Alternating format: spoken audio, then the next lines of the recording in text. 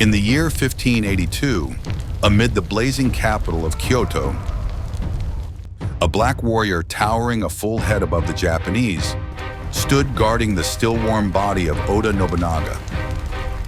And Japanese history had never seen anything like it.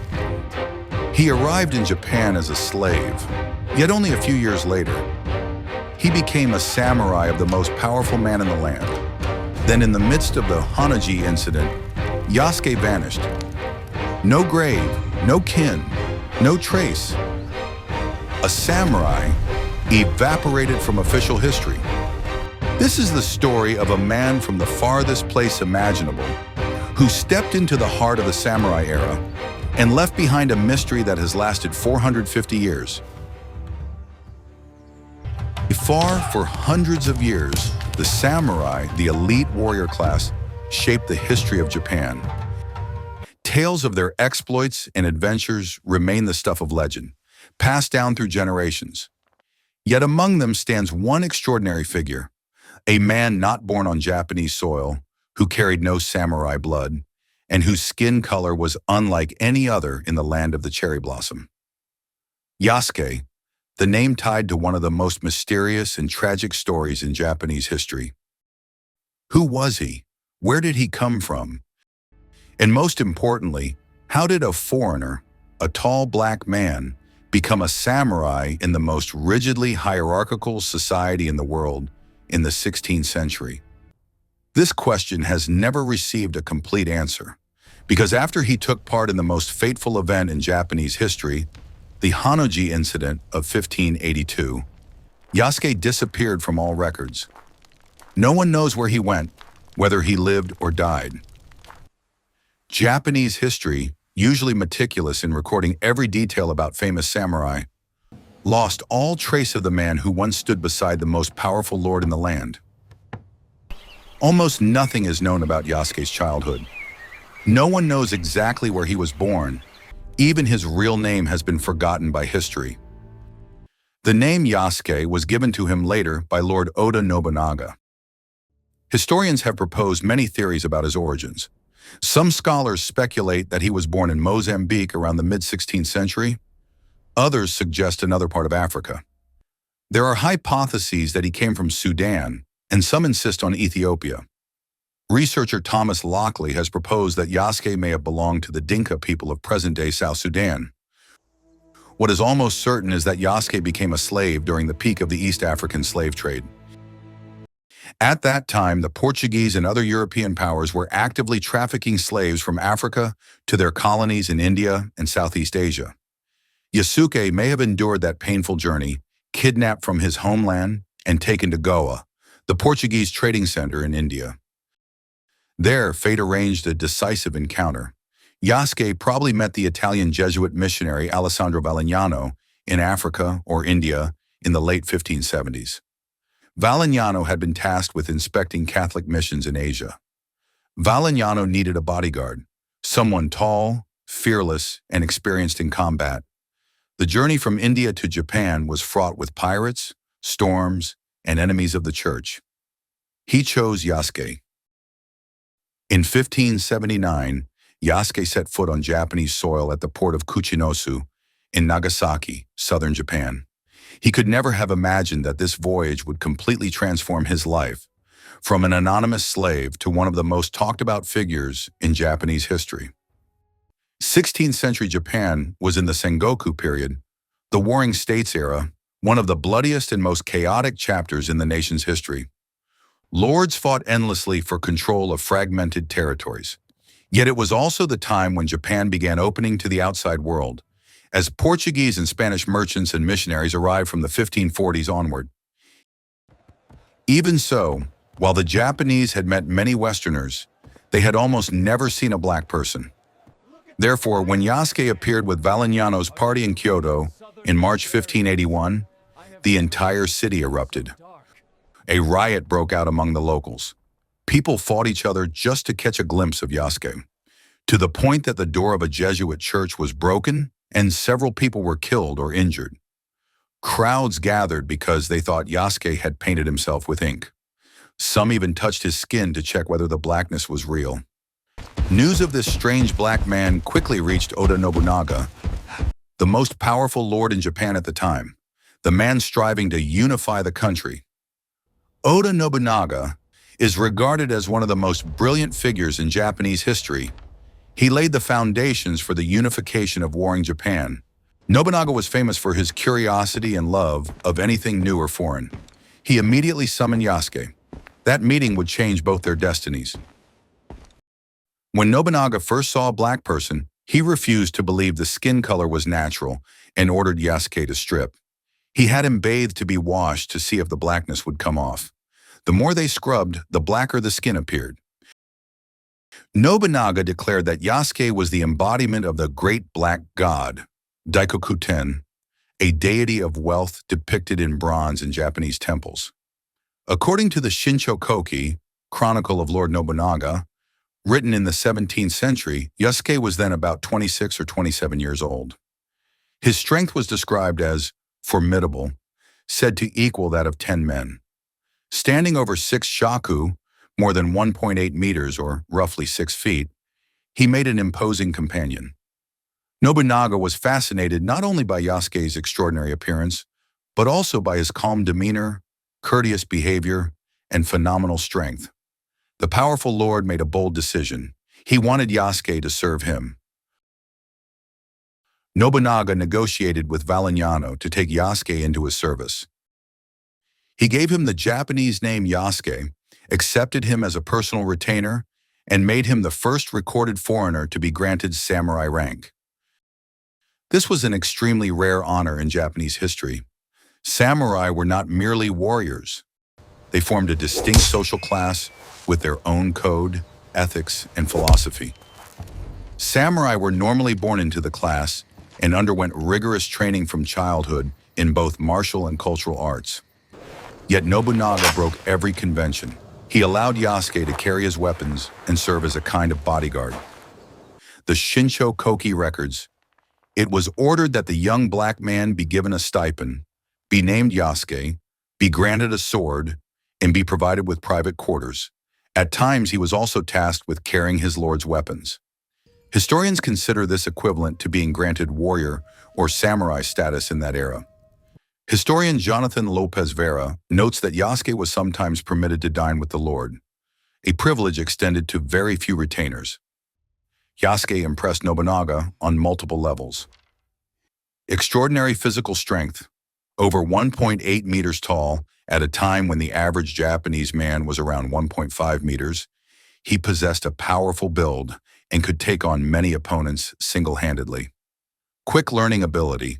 Despite having only recently arrived in Japan, Yasuke began learning Japanese and could communicate basically with Nobunaga. The lord even enjoyed conversed with him, something rare with foreigners. Absolute loyalty. Yasuke displayed unwavering loyalty, the virtue samurai prized above life itself. From a slave, Yasuke rose to become a samurai in the service of Japan's most powerful lord. He was granted a residence inside Azuchi Castle, Nobunaga's center of power, equipped with weapons and a salary. Yasuke remains the first and only African samurai in Japanese history, a close retainer of Oda Nobunaga, the warlord who began the unification of Sengoku Japan. No other foreigner of that era received comparable honor. Yasuke became a phenomenon, a black man permitted to bear a samurai sword and stand beside Japan's greatest lord. Yet amid the glory of samurai status, Yasuke was utterly alone. He belonged nowhere, not to his African homeland, not to the Portuguese community, and despite respect, he remained an outsider in Japanese society. His loneliness was not merely physical, it was the loneliness of a soul with no place to return. By 1582, Nobunaga was on the verge of completing his ambition to unify Japan. After destroying the Takeda clan earlier that year, almost the entire country was under his control, but fate had prepared a tragic end. On 21st June 1582, an event that shook Japan took place. Akechi Mitsuhide, one of Nobunaga's generals, launched a rebellion and surrounded Nobunaga at Honno-ji Temple in Kyoto. Nobunaga was touring the Kansai region with Tokugawa Ieyasu, celebrating the Takeda victory when Hideyoshi requested reinforcements for the siege of Takamatsu Castle. Nobunaga ordered Mitsuhide to assist, and feeling secure in his own territory, he stayed at Honno-ji with only about 70 to 100 guards, pages, and staff. Instead of marching to aid Hideyoshi, Mitsuhide turned his 13,000 troops back to Kyoto and besieged the temple at night. Nobunaga had perhaps only 30 men with him, including Yasuke. The reason for Mitsuhide's betrayal remains one of the greatest mysteries in Japanese history. Theories range from public humiliation by Nobunaga, fear of demotion, to possible instigation by the imperial court or other powers. The fighting was fierce. Without armor, Nobunaga briefly resisted, exchanging arrows and sword blows in the chaos. Wounded by an arrow, he retreated into an inner room as the temple burned. Yasuke fought beside Nobunaga to the very end, but against overwhelming odds, 30 against 13,000, the outcome was inevitable. Realizing escape was impossible, Nobunaga performed seppuku, the ritual suicide, to preserve his honor and avoid capture. His body was consumed by fire. His head was never recovered intact, preventing any desecration or display by Mitsuhide's forces. Some accounts say Nobunaga himself ordered the temple set ablaze for that reason. Yasuke witnessed his lord's death. Some sources claim Nobunaga gave him a final task, to protect his head and deliver it to his son. In the chaos and flames, it is unknown whether Yasuke could fulfill it. After Nobunaga's death, Yasuke did not surrender. He broke through the encirclement and rushed to the residence of Nobunaga's eldest son, Oda Nobunaga, who was under siege at nearby Nijo Palace. Yasuke fought to the end alongside Nobunaga until both were captured. This is the last moment history clearly records of Yasuke. Yasuke was taken prisoner by Mitsuhide's forces after the battle at Nijo. Nobunaga was forced to commit seppuku, but Mitsuhide made an unusual decision regarding Yasuke. Mitsuhide considered Yasuke unworthy of execution, saying he was nothing more than an animal, and handed him over to the Jesuits. According to some records, Mitsuhide said, "Since he is not Japanese, he is not worth killing." The statement carries a painful paradox. Yasuke had been made a samurai by Nobunaga, given a sword and a house, and fought as a warrior. Yet in Mitsuhide's eyes, he remained merely an animal, not Japanese, unworthy of a samurai's honorable death. A samurai denied his samurai status with a single sentence. Yasuke's isolation became clearer than ever. He had lived, fought, and been ready to die as a samurai. But when it mattered, that title could be stripped away simply because he was not born Japanese, did not look Japanese. Lockley speculates that Mitsuhide spared Yasuke to gain favor with the Jesuit missionaries. The usurper lacked allies and survived only 11 days after Nobunaga. He needed any support he could get, even from foreigners. Yasuke was delivered to a Jesuit church by Mitsuhide's retainers. 5 months after Honno-ji, the missionary Louis Frois wrote a letter stating that Yasuke was still alive and well. And after that moment, Yasuke disappears, completely vanishes from history. There is no record of Yasuke's death. It is unknown whether he returned to Africa or stayed in Japan. No one knows what he did in the years following Honno-ji. Japanese history, usually so meticulous about samurai lives, is totally silent about Yasuke's fate. Historians offer several hypotheses. Returned to serve the Jesuits. After being released, he may have gone back to the missionaries who originally brought him to Japan, perhaps continuing as their bodyguard, or leaving Japan with them for Goa or Macau. Hid his identity to avoid revenge. After Toyotomi Hideyoshi defeated Mitsuhide only 11 days later, Yasuke may have gone into hiding to escape retribution from rival factions. As one of the last survivors of Nobunaga's inner circle, he might have known too much. Lived incognito in a Japanese village. Some speculate he chose a quiet life, perhaps marrying and settling in a remote village. Given his distinctive appearance, this seems improbable, But Japan was vast and had many isolated places. Died anonymously. The most tragic possibility is that he died soon after, from wounds, illness, or in an unrecorded skirmish. With no family or clan, no one remained to record his passing. Today, no one knows Yasuke's ultimate fate, researchers admit. We can only imagine he stayed in Japan, but that is mere speculation. The paradox of Yasuke's story is this: a key figure in the greatest event of the Sengoku period, a man who stood beside Japan's most powerful lord, simply evaporated from the records as if he had never existed. Yasuke had been a sword-bearing samurai, the highest honor in Japanese society. Yet history refused him a clear page, a worthy ending. He was a shadow, brilliant in Nobunaga's light, then dissolved into darkness when that light went out. Among the few surviving documents about Yasuke, one detail stands out. 5 months after Honno-ji, Louis Frois wrote thanking God that Yasuke had not lost his life. This confirms he was still alive after being spared, but says nothing about where he went or what he did. That is the final clue, and the point where the trail breaks. After that, no document, no record, no mention of Yasuke exists. He is like a story torn in half, leaving the reader with countless unanswered questions. Perhaps the greatest tragedy is not that Yasuke disappeared, but how Japanese history treated him. Nobunaga had trusted him enough to make him a samurai, an extraordinarily rare honor for a foreigner. But after Nobunaga died, Japanese society seemed to want to forget he ever existed. This reveals a painful truth. Yasuke was accepted only because Nobunaga accepted him. His samurai title was tied to that one lord. When the lord died, the title became fragile. Mitsuhide demonstrated this by calling him an animal and refusing him an honorable execution. Yet that same prejudice may have saved his life. Had he been fully regarded as a samurai, Mitsuhide might have killed him or forced him to commit seppuku. Being seen as not Japanese saved him, but simultaneously erased everything he had achieved.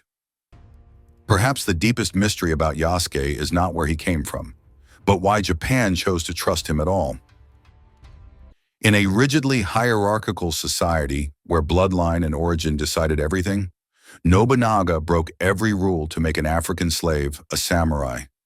What does that say about Yasuke, about Nobunaga, and about the nature of honor and loyalty in samurai culture? Yasuke's story ends in mid-sentence, or rather, we do not know how it ends.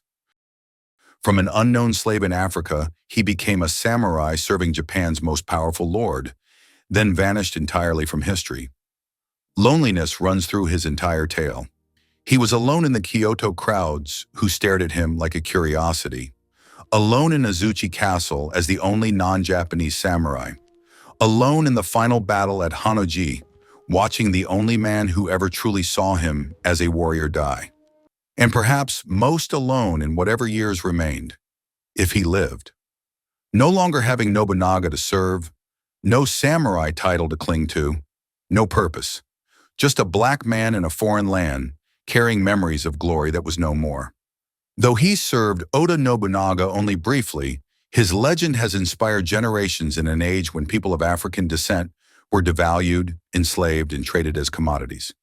Yasuke proved that honor does not depend on skin color, that loyalty needs no noble lineage, that a man from distant Africa could become a samurai of Japan. But history did not fully record that truth. More than 400 years later, Yasuke's story has been revived in literature, film, anime, and video games.